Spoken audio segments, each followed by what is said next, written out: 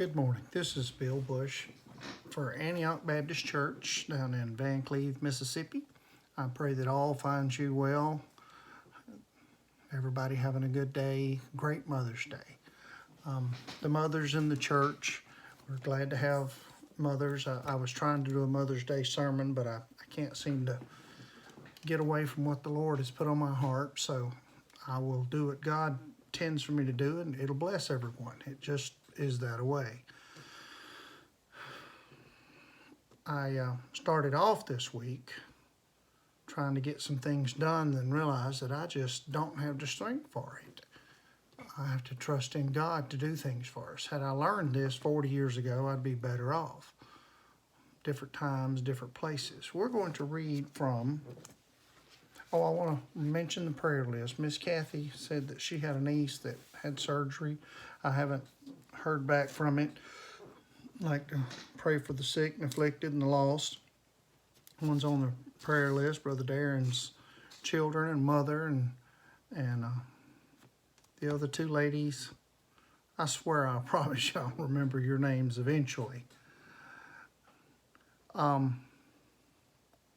going to turn to Job 13 and start reading. I think I'm going to just do one down through it. I wanted to start off in 7, but I think I'm going to start off reading in 1.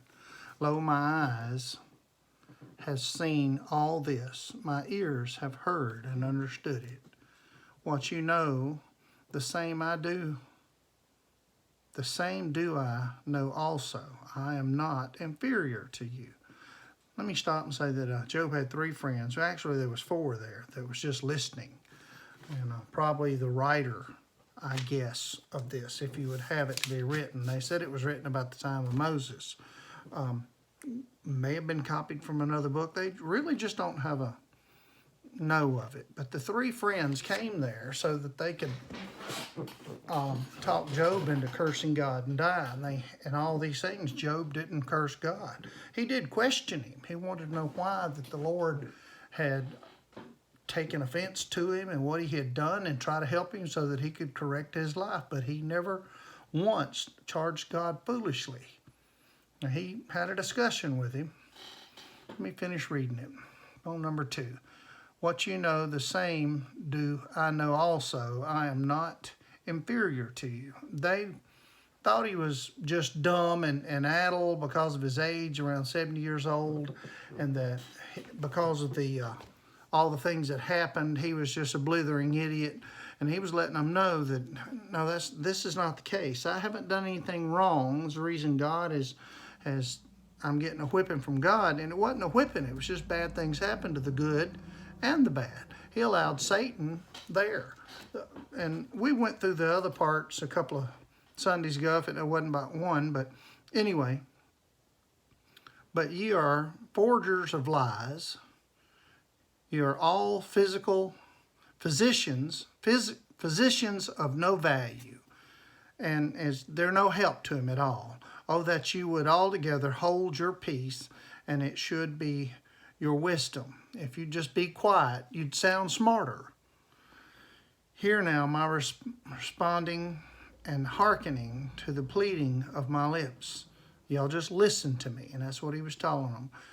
Will you speak wickedly for God and talk deceitfully for him? Will you accept his person? Will you contend for God?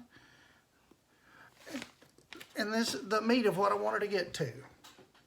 There are preachers out there that are trying to do the right thing, but have gotten, and I probably have done it myself. You get off of the actual focus of God, and you say something that would be out of context, and you tend to put yourself in God's shoes and judging people. And I don't tell this all the time, but there was a lady that I thought when I first seen her that it was the ugliest woman I'd ever seen. I don't know, that's childish, and it was a good 15, 20 years ago when it happened, but I'm not going to get into the whole story. But after I had already judged her to be mentally incompetent and dumb for the way that she looked, and just, she wasn't. She got up to speak, told her testimony of drugs, and sang with the voice of an angel. Just magnificent woman. And I had the chance to go to her and apologize. But anyway, we all tend to do that as humans. The difference between wicked, evil men and godly men is we realize our shortcomings and our fallings, and we ask God to forgive us, and we work with it and try to keep it from happening again. Most people would be liars if they say, I've never hated anybody, I've never done this, and I've never been ugly to anybody. Liars, all of us. We're wicked, evil people, and we must learn from a babe whether to be a Christian or not.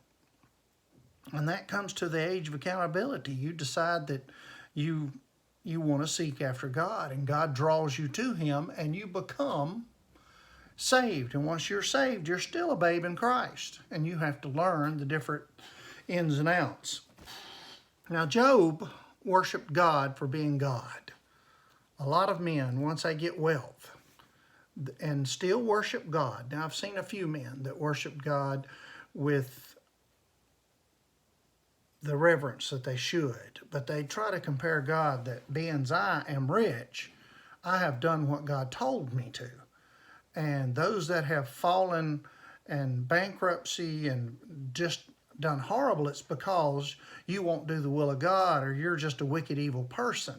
And that's not true either. We have proof of it right here where Job's at.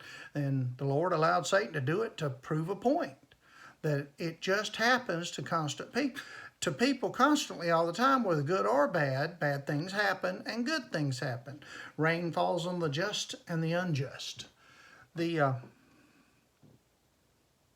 morning, will you speak wickedly for God? You get up there, and all three of these men, and they had good points and views on it. Surely you've done something wrong to have taken all your children, all your livestock and your monetary value. Back in those days, livestock was money. Surely you've done something wrong. You need to confess it. And they were there to make him confess, and they even said, and I think it was Job that said it, if you cut down a tree at the root and keep it watered, it'll come back. He said, you got a chance to come back and be a little bit better than what you are now if you'll just confess and have God cut you down asunder and come back, or maybe your family could recover from it, or your wife, or maybe you could have at least one more son to inherit and build back up. And they were like, you just really just need to tell us what you did. And he's like, I've done nothing. You're miserable comforters, are you? The brevity of man is the fact that we are here 75 years, and a short 75 years, which to us as a child, when you're 16, 30 days is an eternity. And as you get older, when I got to my 30s, the 20s didn't go by as quick, but the 30s flew by. The 40s are barely rememberable. Now I'm in my 50s. It just keeps getting faster and faster. And man's life is but a vapor, and it just passes away. You're here just a few days, and you have to make a decision. Now, I usually get upset when people call salvation a decision. But a decision, if you're going to worship God, serve God, or to accept Jesus Christ as your personal Savior, you're either going to decide to walk down that road with Him and worship and be with Him. And I told a young man one time, he says, I asked him, was he saved? He says, well, do you believe in once saved, always saved? I said, well, I do. And he said, well, I was once saved. But he wasn't acting it. He wasn't showing it. He put on false airs. He was not truly saved in the beginning. If you mean it and believe it, you will stay with it. And you will try to learn and prosper from all of this. Take different things. But you're here just a few days to make a decision that will affect you for eternity. You'll either stay here in this life, or you will go to the next. Now, Job, I want to try to get over here to where Job was whenever God answered him.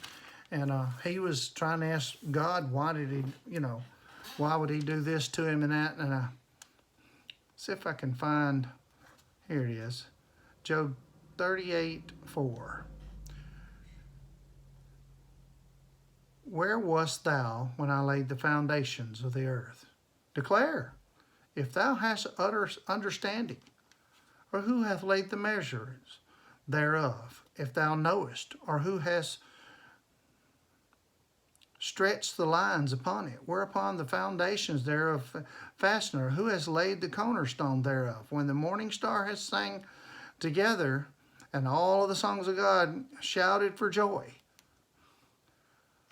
This is, he's asking Job, where was you when I did all of this? You've only been here a few days. You don't have enough understanding, enough knowledge and wisdom to make a good judgment call on anything. We shouldn't even try to judge or talk harshly to God. He has always been. There's no number you can put on it, which is staggering to us. Another reason people don't want to believe in God is because, well, it cannot be. It is. I have no problem believing it because I decided I wanted to believe it. God has always been. These things that the earth was formed and the stars and everything, it's amazing how the Bible coincides with back in those days. They didn't have telescopes and stuff, but yet they knew that things and seasons, and they knew how the stars and the sun and the moon and how everything worked. God gave them knowledge and wisdom back then. I've heard even people say aliens that had all that knowledge came here and left it with us like that, but they didn't assume that there was gods that showed up in mechanical ships. They knew what a ship was. They knew what a boat was. They knew what an iron slingshot. They had all they've seen all kinds of stuff. Men had built some horrific things back then, even by our standards. I was working for a lady in Hattiesburg, and she needed 2 columns built, and they were 36 inches across the center and 22.2 foot long, and I made them, but the dimensions was not exactly right, so I had to, try to redo them again. But anyway, the columns were massive, and I have no massive lathe to make them round. I have no indexing to make slots in them, but all I had was regular hand equipment, and it's all in the knowledge of how things are done. And of course, I was arrogant. Whenever I thought I could do it, I didn't go up and take the measurements. I sent a person up for me to get measurements. And if I would have had the column itself here so I could have took measurements, that'd have been a different story. So, and it was a lesson learned. But the fact is that I did succeed in building the column to the quality and the quantity of what she had actually needed on the floor of a shop that I'm used to building furniture with. Just imagine what God has done. How many lives and worlds within worlds that he has created, the things that God done. How can Job compare or even ask questions? Why did you do this? He couldn't handle the answer. But Job had the right answer was, yes, Lord, I am worthy of death. Take me on or leave me here. The choice is up to God. It's not up to us.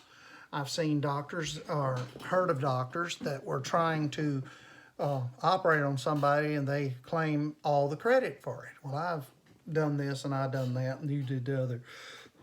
You may have hoed the grass and the dirt away, formed up a hill and planted seed, but God gave the increase. You may have watered it. God caused it to bloom and heal and grow back. It's not us. We tend to not want to pay attention to a lot of different things, and we want to think that it was us that did it. I'm going to skip over Psalms. Actually, just change. I knew it was a short one this morning, so I added a Psalms to it. Praise ye the Lord. Praise ye the servants of the Lord. Praise the name of the Lord. Let me trip back now. Blessed be the name of the Lord from this time forth and forevermore. From the raising of the sun to the going down of the sun, the Lord's name is to be praised. The Lord is high above all nations, and his glory above the heavens. Who is like unto the Lord our God, who dwelleth on high, who humbleth himself to behold the things that are in heaven and in the earth. He raises up the poor out of the dust and layeth the needy out of the dunghill, that he may set him with princes, even with the princes of his people. He maketh the barren woman to keep house, and to be a joyful mother of children. Praise ye the Lord. The God we serve can do so many things. Is to the point it's an infinite number of things. And he's proven it. He's held the sun still, or stopped the earth in its track, or the rotations thereof, or through this entire Bible. And that's where they start saying, well, that was a fairy tale, and this didn't happen, that didn't happen. And you have no clue what this God that created, if the earth was 10 degrees out of tilt, nothing would be on it. If it had a little bit more gravity than it has right now, nothing would be on it. The frailty of our life, the circle of Mars that collects the asteroids, the perfect sweet spot for this earth to have grown, to be built in to keep the asteroids from destroying us. We serve a great God. I don't want you to try to think that there isn't a God. There is a God. I just would love to try to show each and every one that Job had gave in. Bad things happened. If you have a loved one that's just passed away, bad things happen. I had a preacher friend of mine die yesterday. And one day they're going to announce that Bill Bush died. And they're going to put me in the dirt or shoot me out of a cannon. It doesn't matter. At that point, it's up to whoever's left living, my wife or daughters or whoever. But the thing is, we're all going to face it. You will be the next one. Who, me or you? What I'm trying to say is we don't know. God does. We weren't there when he laid the foundation of this earth. I haven't been here but 56 years. I don't have enough wisdom and knowledge to argue with God. You'd be just a fool to even try to argue with God. The heavens are the Lord's, and the fullness thereof. It is all his. My life is his. My body is his. I serve him. We pray that y'all take this today and it'd be a better sermon to you, that he'd help you to understand what it is I was trying to get across. I am looking forward to the time that we can get back into pulpit. I feel like I could do a better job in front of a crowd instead of talking to a stack of books and Bibles. I describe my desk, but it's a mess. I have a lovely office, but I tend not to put things away. But if I'm in front of people, I can, it's just easier to do in front of people. And the Lord knows what he's doing, and he'll take care of this virus. He'll keep us safe.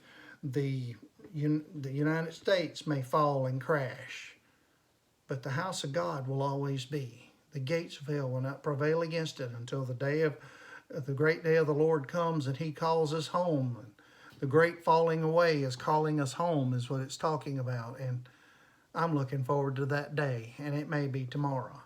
If we could get just one more soul in before Lord returns, it would be worth it. It would be worth it all. If we could get a niece or a nephew to see the light of Jesus. Y'all go forth into the world and invite people to church. End of this month, they're supposed to be trying to do it again. I don't know whether they will or not. We'll try to announce the times whenever we do. Y'all stay safe. Keep your distance. And know that we truly love y'all and appreciate all that y'all have done for us. Thank you.